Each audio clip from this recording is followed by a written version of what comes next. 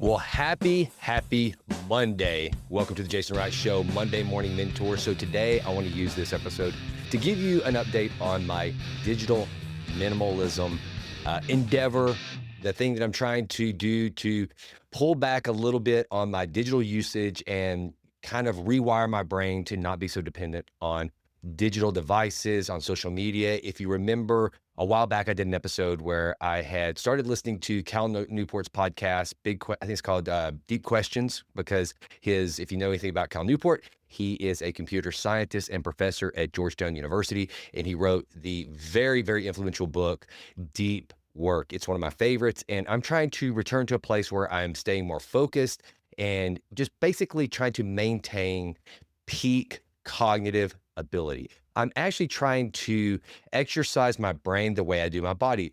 Physical fitness is easy for me right now. When people ask me, so have you been working out? I'm like, yeah, since I was about 13, I've been training. To me, that's like asking, so do you still brush your teeth? It's just this thing that I do innately because I know the value of physical training on my overall health and well-being. But one of the things I think we all often lose sight of is focusing on our mind, and not just to be smarter, quote unquote, but to actually process our emotions better, to be able to know how to deal with people better. And one of the things that is stealing our ability to think and process deeply is social media and all the quick hits that we get of dopamine from social media. And so one of the things that I did is I went on a digital diet. I deleted TikTok, which I've never been a big TikTok guy, so that one was easy. But Instagram is kind of like my poison of choice. YouTube and TikTok, YouTube and Instagram. Those are the ones that I like the most as far as social media platforms that I kind of get into doom scrolls on. And so here's what I did. I removed both of those apps from my phone. I left them on my iPad, but took them off of my phone. And there's a couple of things that have happened that I want to share with you so that if you have thought about making this a part of your life where you just say, I'm out, but not completely. And then eventually maybe you do go completely off. You just go completely off the digital grid. And I don't think there's anything wrong with that. But it does kind of, I have found some limitations. So I want to give you kind of the pros and the cons of it. So first of all, let's talk about the cons. The cons are pretty obvious, and it's not missing the dopamine hit. I don't miss it at all for my own personal consumption of just random information. What I do miss it for, though, is interacting with my friends. So I have several friends out there that our primary source of keeping in touch and communicating is through Instagram in particular. Because what we'll do is we'll send each other funny DMs, and that opens up the ability to comment and just to stay in touch, to stay connected. And so now that I've removed myself from Instagram, I lose that interaction. And some of these people are very important to me. They're like family members, that's our primary source of keeping in touch. So that is probably the biggest and really only con.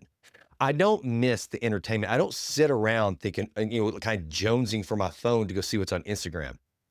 And so that's been kind of the one con. Now, here are some of the pros. One, I have definitely increased my reading. To satisfy my boredom, I'm much more likely to go to Apple News and find an article to read. That has been helpful. I've actually picked up random books. It's caused me to want to read more fiction. For example, I'm taking a trip today, and I've got the Ian Fleming book, Casino Royale, which I think was the very first James Bond book. I think that was the first in Ian Fleming's series. I've never read any of the James Bond books. I've only watched some of the movies, the Daniel Craig era in particular. And so I thought, what the heck? I'm going to read this book. I'm also reading Dostoevsky. I'm reading more of the Russian authors for philosophy. And so anyway, it's caused me to want to read more. And here's another cool thing that has happened. So whenever you start to starve yourself of digital inputs like that come from social media, your mind will actually down-regulate the need for those things. Because here's what's happened.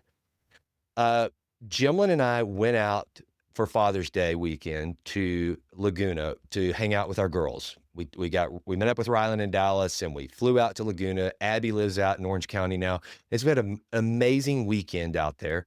Together. And I wanted to be able to do some posting and take some pictures while we were out there. So what I did is I went ahead, put the app for Instagram back on my phone, and I had it for the weekend. Here was the thing that happened. Because again, my mind, I think, has been down-regulated to the benefits and desires of going to Instagram and getting that dopamine hit. I didn't want to scroll at all. And what would happen is if I found myself going to Instagram for any other reason other than to look at one of the pictures that maybe the girls had posted or to post maybe on my story of us going out, then I didn't really care. I felt kind of gross. If I found myself just starting to scroll random stuff, it's just like, why am I doing this? This is absolutely useless to my day and to my thought. Why am I doing this? And so what I did was immediately when we got home, I deleted the app again. And you know what? I haven't missed it at all. I have not put YouTube back on my phone and don't plan to, simply because I'm only using YouTube for the Jason Wright Show, the Healthy CEO, and then some other projects I'm working on with another business partner to basically just use it for true commercial content. Now, just stuff that has to do with businesses or the podcast, things like that, not just me scrolling aimlessly and then watching a bunch of political debates and get my blood pressure up and getting angry at somebody who says something stupid politically. I don't know. That's what will happen. So, and I haven't missed that. Now, if I sit down with my iPad and I open up YouTube, there's a very strong likelihood that 45 minutes later, I will have watched every watch video that you can think of, because I'm a watch collector. I love watches, and there's some great watch content out there. So I will read the 100th review on the new Longines Hydro Conquest and just waste my time in my brain. So I try to stay away from that. But I can tell you, again, you will see if you decide to try this, the downregulation will happen. The same thing happened whenever I stopped drinking. There was a time that there were certain triggers that would happen that would make me want to have a drink, and it was contextual. Here's a good example. And this, if you read James Clear's book, Atomic Habits, this is why environment is so very important. You have to set the environment that supports the habit you're trying to develop. In this case, for me, it's being someone who does not rely a lot on digital communication. But when it came to drinking, I had to set the environment so that there was no alcohol in the house whatsoever, so that I never was prompted to want to, because there will also be contextual cues. So have you noticed? Well, a good example, one kind of the clearest examples, I don't know if this is still the case now, but whenever I was in college, a lot of the girls, in particular, guys and girls, but a lot of the girls would smoke cigarettes at the bar. On Thursday night, when everybody went out, you would see these girls that you would never see smoking any other time smoke on Thursday nights. Why? It's contextual. They're out at the bar. It's Thursday night. It's the kind of the beginning of the weekend. That's when you start the weekend in college, is on Thursday night. And so they're having drinks and they would smoke a cigarette. It's contextual. In that context, they're a smoker. Any other time, they're not. For me, I was an old-fashioned or a scotch drinker watching Mad Men. So what I used to do is I would come home at night and I would sit and I would have a big bag of Stacy's pita chips, and I'd pour a scotch on the rocks or an old fashioned, and I would watch Mad Men. So it became contextual. Well, here's what I did. When I had run through, for probably the third time, I'm embarrassed to say, every single episode of Mad Men, and I had stopped drinking, then I just removed that context from my life. And because of that, then it downregulated my desire to drink alcohol, even when I watched Mad Men. And I'll be honest with you, for the longest time, I wouldn't go back and watch episodes of Mad Men because I was afraid, is that going to bring that desire back to have a drink? Will I enjoy it as much? Because I created this entire context. It was the pita chips. I love my Stacy's pita chips. It was the scotch on the rocks. It was Don Draper and Sterling Cooper. And that whole thing created just kind of this perfect little comfort zone for me. And so I was worried that if I sat down to watch Mad Men, that I would desire the entire context to come back into play, but it didn't. I had abrogated that from my life, and I had downregulated it to such a degree, it was not a problem. The same thing has happened with my digital consumption.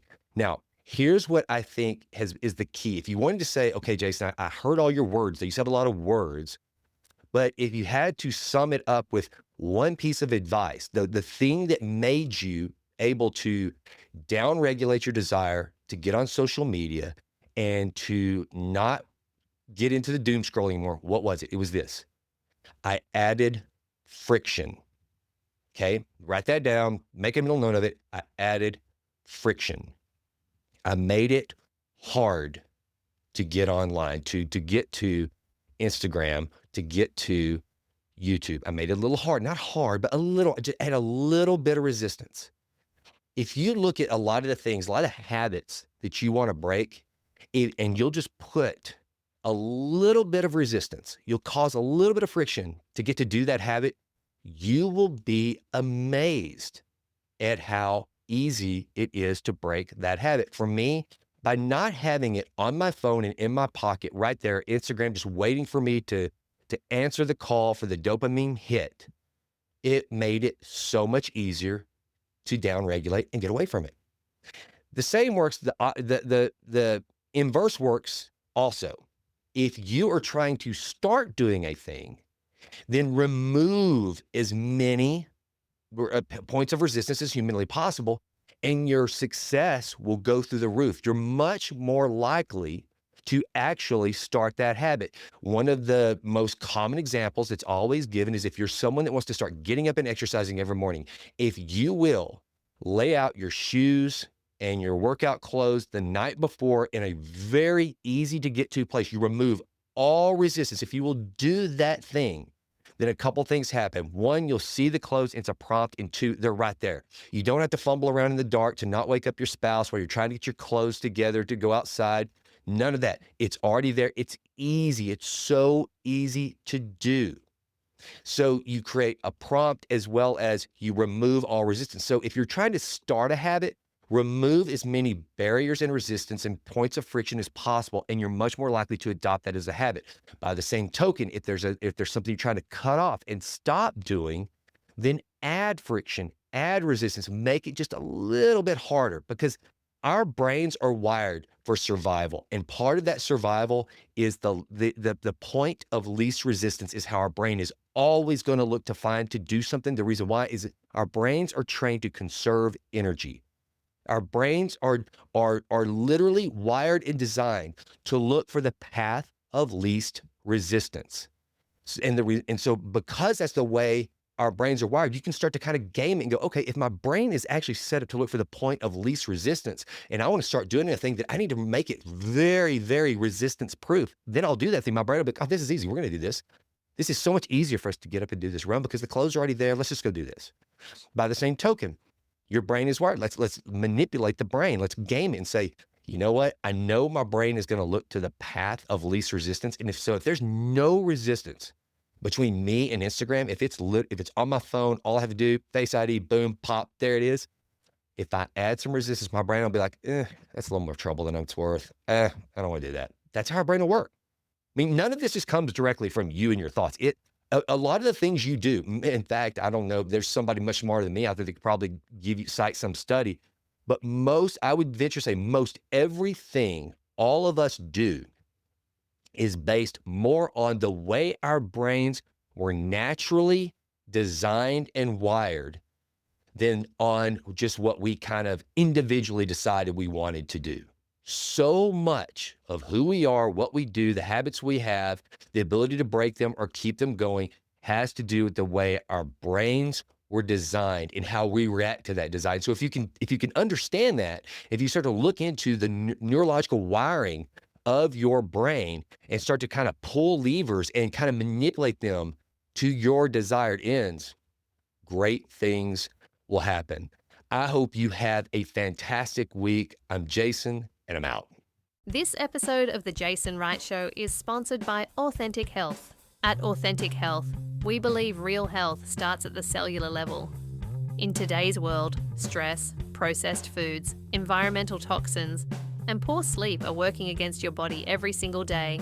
If you want to take control of your health and build a stronger foundation, visit shopauthentichealth.com and use promo code JASON to get 10% off your first order. That's promo code JASON for 10% off at Authentic Health.